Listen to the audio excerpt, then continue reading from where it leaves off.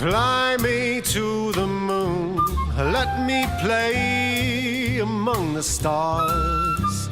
Let me see what spring is like on Jupiter and Mars.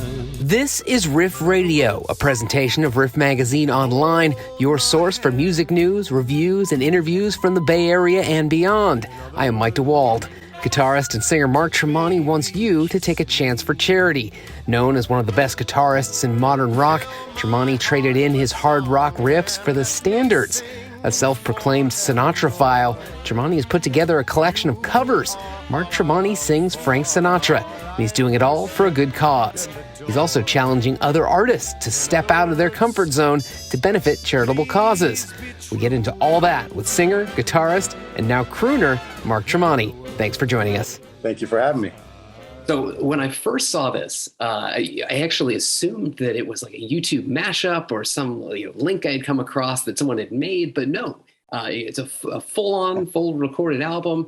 Some really cool things you're doing here. How did this idea come about to kind of get the ball rolling? Yeah, so about 3 years ago, I've been a fan of Sinatra my whole life, but about 3 years ago, I really kind of dove in deep and wanted to sing like him, and just read all his books and all the books about him, and watched all his movies, and just became kind of an obsessed fan. And I didn't know what I was going to do with it. I was just having fun singing along, and then I got a diagnosis that our daughter that was about to be born was going to be born with Down syndrome. So I had read in a bunch of his books that he had raised a ton of money for charity. He raised over $1 billion for charity. He helped to raise over $1 billion. So when we got that diagnosis, I was like, you know what, I'm going to record a Sinatra record and do it to raise money for Down syndrome causes. So that's my inspiration right there. That's great. The crazy part of this is when you hear some of these songs, your vocal tone, you can hear some of those Sinatra echoes in there. Is that something you knew was there, or did you sort of discover that along the way? I knew his range was close to mine, which was helpful because I can, practice singing along without having to stretch my, blow my voice out. So I think just all the mannerisms and whatnot, this phrasing and where he'd breathe and how he'd apply vibrato and everything, I just had to kind of learn as I went, but I enjoyed doing it. And now in recording this, I mean, you were playing with some heavy hitters. Some of these musicians, played with Sinatra in his band. What was that kind of feeling out process like, getting everyone in the same room for this? It was awesome. It was, we scheduled just a 2-song session first to see how it was all going to go. And a lot of the guys came up to me after the fact and were like, I didn't know what to expect, kid, but that was great. So,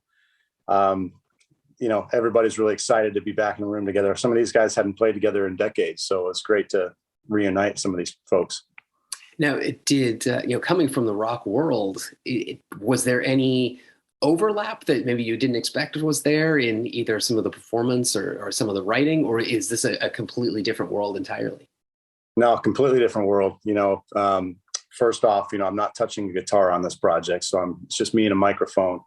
I just did my first live performance this week with the band, and I worried for a minute about what it was going to be like to perform on stage without a guitar, but I just let it be natural, and it worked out. So I had, it's definitely a different world, but I think being on stage teaches you to continue being on stage, whether with a guitar or a microphone or what. So I think that's probably the only spillover from the one to the next, is just being able to be in front of people on that stage.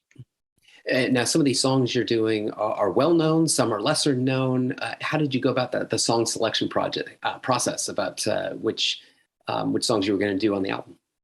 I tried to dig deep into his catalog and listen to everything I could get my hands on, and try to do an even mix of his well-known songs and his deeper cuts. And I just wanted to show people the depth of his catalog, and not just do the modern stuff or even the Capitol Records stuff, but go back to the Columbia years and play stuff from the very beginning of his career all the way to the end. All or Nothing at All was pretty much his first big hit, and I put that on the record to kind of show that we're spanning the whole gamut on this album. Now, you referenced this a little bit before, but having this be such a departure from what you're used to, and from the sound people are kind of familiar of you with.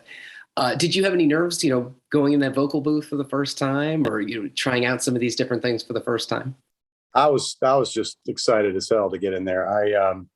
I had all my friends saying, "Aren't you terrified? This is going to be, it's going to be nuts." And I told everybody I'm not. I'm excited to go in there. I've practiced these songs more than I've practiced anything musically in my life, and I wasn't nervous at all because I'm doing this for charity. And what are they going to say? Hey, you raised all this. You did a bad job raising money for charity. That's just not something. That's kind of a point I want to make with this project. I started this idea called Take a Chance for Charity, which I'll be challenging other artists or anybody with a platform to do a project that nobody would ever see coming to raise money for charity. So people don't have to be nervous about it. Try something as different as you can just for fun to raise money, and you can do whatever you want. Nobody's going to judge you by it, hopefully, if you're raising money. That's a cool idea. I like that. I like to see where that goes. Now, it's funny because I remember way back when, I want to say it was like a Guitar World interview or something like that. It was probably around, second Alter Bridge record. You were talking about taking on some more of the vocal duties, and it was quote something to the effect of like, "Oh, I just like doing the backing. I'm not a great singer," or something like that. Now flash forward all these years later, and you're releasing a Sinatra album. You have your own band, Tremonti, that you're touring with. How do you see your own progression as a vocalist, and what kind of work did that take? It just takes a lot of being on stage to be a better singer. It's one thing practicing at home. But I think when I was doing the solo band, it took me out of being a nervous singer to being more a confident singer. I feel more confident singing this stuff than I do anything else because it suits my vocal range better. When I go out and sing with my solo band, I worry about losing my voice sometimes because I'm pushing so much all the time. But this stuff is real comfortable for me, so I feel more confident singing this. And now you mentioned the charitable aspect, but let's really kind of drive home that point as to the good cause that this money is going towards, and what we're raising funds for. So we're raising funds for NDSS, which is the National Down Syndrome Society, and they're the biggest organization in the country, and they help families and folks with Down syndrome get job placement, be independent. Help them with my daughter, she has to go to, speech therapy and physical therapy and occupational therapy. She just had open heart surgery about 4 months ago, which was really tough to go through. But, we wanted to see all these families going through the same things, see that their family member can reach their full potential. I'd hate to see a family that the mother and father both have 9-to-5 jobs and they can't take their child to therapies or can't afford to pay for it. I hope NDSS, they have such a good support system that they can point people in all the right directions and get them all the help they need.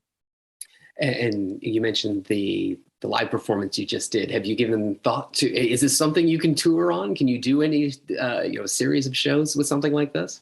Absolutely. We just did a rehearsal show and a real show this last week, which was a lot of fun. And, the band guys are all about it. I'd said, let's take this around the world. And they're like, all right, let's do this. Tell us where and when.